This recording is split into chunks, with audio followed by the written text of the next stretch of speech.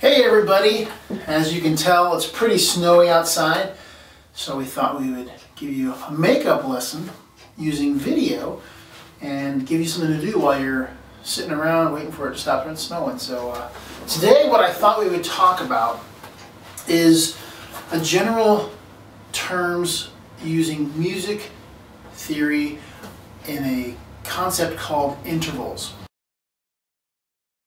Now, music intervals are the distances between two notes, or simply the space between one note to the next.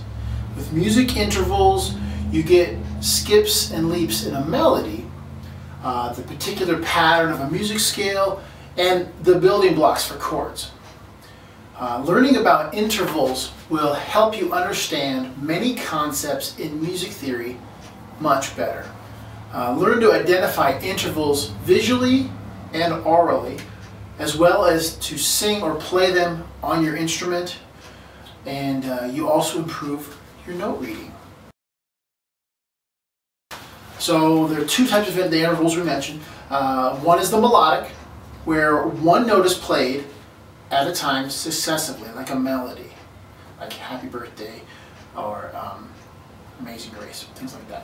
The other was when two notes are played together, creating harmony, like a chord. The half step or the semitone are the two smallest intervals normally used in the music of the Western Hemisphere. It's the half step or the semitone. This is also called the interval of a minor second. The basic interval is numbered from unison, 1 up to an octave, 8. You simply count one note as 1 and then each of the staff lines and spaces as the next note. The compound interval keeps on building on top of the octave, the 9th, the 10th, and so on. Intervals are named after their number and their quality. The qualities are major, minor, perfect, augmented, and diminished. Now we're not going to worry too much about the augmented and diminished today. We're just going to worry about the major, minors, and perfects. And so I'll give you some examples of how those sound. The intervals can also be made bigger or smaller with the help of accidentals, meaning sharps or flats. So it's a good idea to practice to hear the different intervals in music. This is especially useful when you want to write a melody that you hear or to imagine how a melody sounds only by reading the notes. Okay, so here are the intervals, an example for each one used in modern music. Perfect unison would be two identical notes played at the same time. So we're not going to do that here today. It's just a regular note played with another regular note. If we were to take two guitars and play the note at the same time, there's your perfect unison. The next step would be the minor second. So we're going to go, and we're going to use a guitar today as our example, though you can use a piano or any instrument you like. And we're going to use primarily the low E string, although in some cases I will bump down to the high E string. So the perfect unison is the first one. The second one is the minor second. Now the minor second goes from, in this case we're going to go from E to the perfect, the minor second, excuse me, the F. So that'd be E to F, or if you're playing guitar it'd be fret 0 open to fret 1. Now you can hear an example of that in the theme to the Jaws theme, where they have that. That's the minor second being used, okay?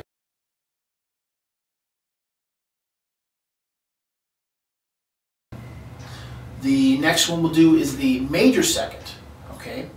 That is going from fret 0, if you're playing a guitar, fret 0 to fret 2. If we're using musical terms, it would be from the E to the F sharp.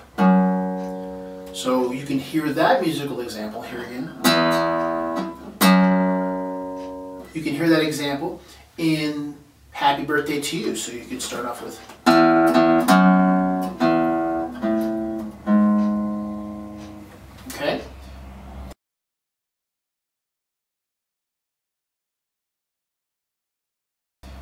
The next one is the minor third. So if we're playing in the key of E, the note in the scale of E, we're going to go from the E note up to the 3rd fret, in which case this is going to be a G note. So we have E to G. And probably the most famous one you could think of would be, using that musical example, would be Smoke on the Water. Everybody's heard that one 100 times, but it would be, if you're playing on the E string, 0, 3, 5. So you have that. So that those first 2 notes, that would be a minor third.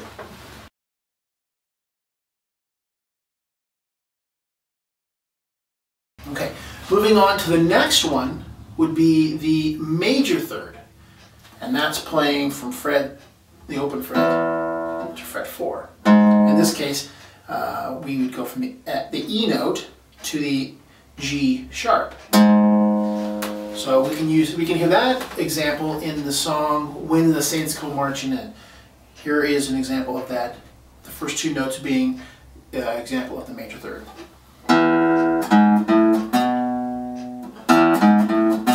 So from 0 fret to 4th fret, the E to the G sharp.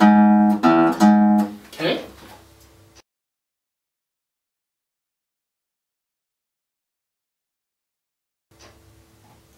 The next one is the perfect 4th. That's onto the 5th fret, which would be the A note. So we're going from E to A. Musical example, that would be Amazing Grace.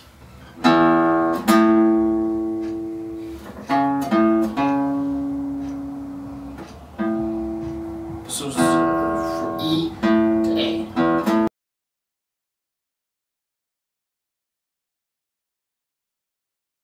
The next one is between the perfect 4th and the perfect 5th. It's called a tritone. And this one, the example I could find would be the theme, the first few notes that are sung in the Simpsons theme. You know, the Simpsons. So that would be on from the E note to the 6th fret for guitar, which would be an A sharp or B flat. So we have. Okay, that's the theme to Simpsons. Okay.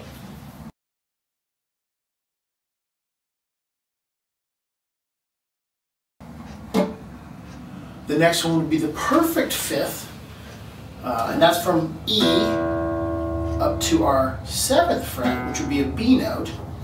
And so the one we picked for the musical example would be Star Wars, the main theme.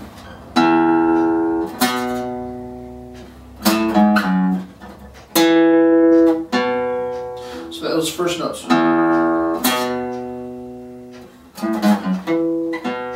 So that's from the E to the B.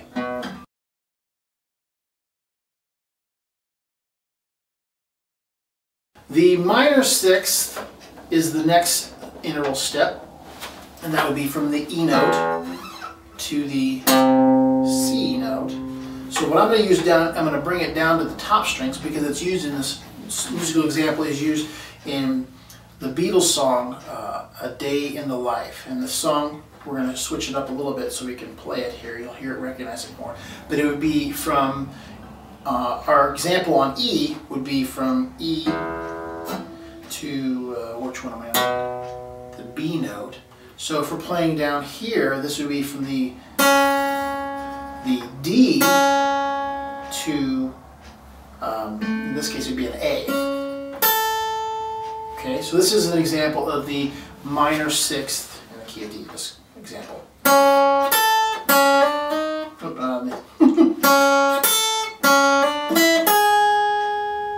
There it is again. Okay.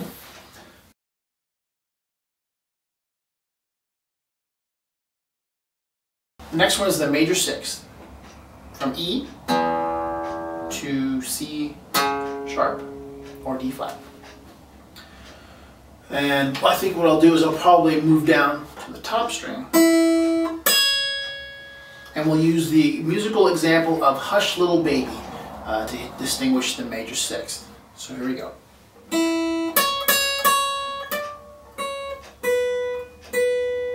those first two notes. There is your major sixth.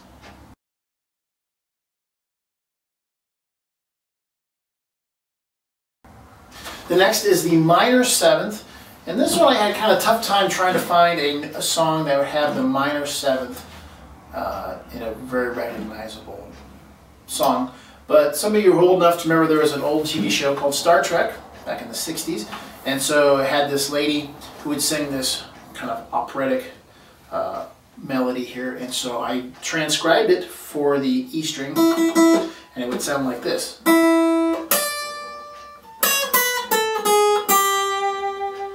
She would sing that vocally, and that's the main vocal line. So once again, that's from an E note to a D note. That was the E to the D being the minor seventh. Okay.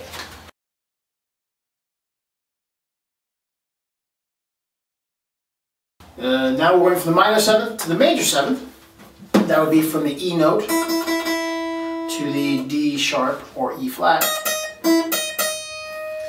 The example I came for that one would be this cheesy 80s synth pop hit, Take On Me. The main chorus, he would sing Take On Me, and he would use the major seventh to do that. So it would be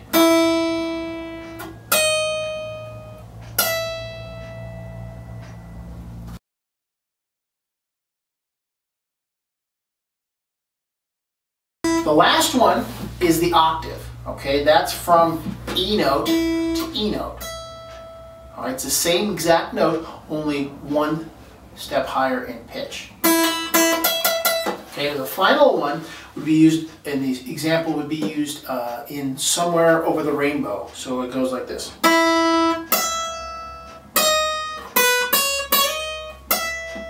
So you have the E to E.